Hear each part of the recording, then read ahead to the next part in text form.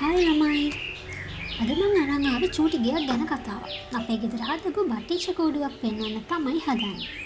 බටිෂ ගොඩක් මිනිස්සුන්ගේ පයයි. ඒ හින්දා කුස්සියේ ළිඳ ළඟයි හැංගිලා තමයි වීඩියෝ එක කරන්නේ.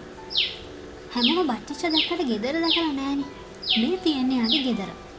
බටිෂට ටේලබර්ඩ් කියන්නේ මේ විදිහට එයා කූඩුව මහන හින්දා. මේ වැලේ ලොකුවට හැදිච්ච කොළයක් ගොට්ටක් විදිහට හදලා ඒක සියුම් කෙඳි වලින් මහනවා. මේ ගොට්ට ඇතුළට කොහු කෑලේ දිරපු කොල්රොඩු දාලා කම්ෆර්ටබල් විදිහට හදලා තමයි මෙයා බිත්තර දාන්නේ. අපේ කලින් සැරේ තිබ්බ මේ බටිෂ කූඩුවේ නම් පුළුන් වගේකුයි පරණ නූල් වගේකුයි තිබුණා.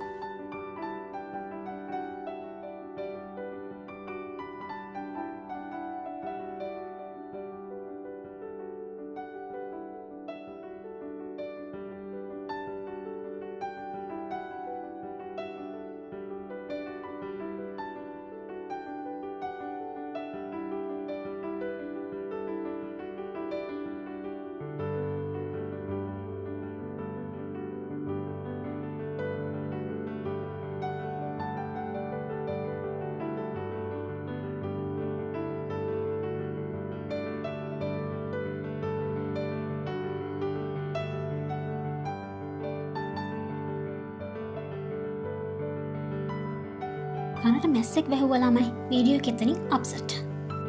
අද මම දැක්ක බබාලට කන්න දෙන්න මේ කහපාට සමනලයකුත් අරගෙන ආවා. දැන් නම් මකුළු වෙද්ද කොහෙද අරන් ආවේ? හරි අමාරුයි මෙයාව වීඩියෝ කරන්න.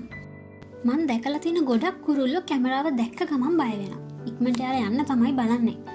ඉතින් මේ වීඩියෝ එකේ අන්තිමට මේ චූටි ගෙදර පේන්නේ මොන විදිහටද කියලා මම ෆොටෝස් ටිකක් දාන්නම්. මේ වගේ වීඩියෝ එකක් බලන්න කැමති නම් මාව සබ්ස්ක්‍රයිබ් කරලා තියාගන්න අමතක කරන්න එපා.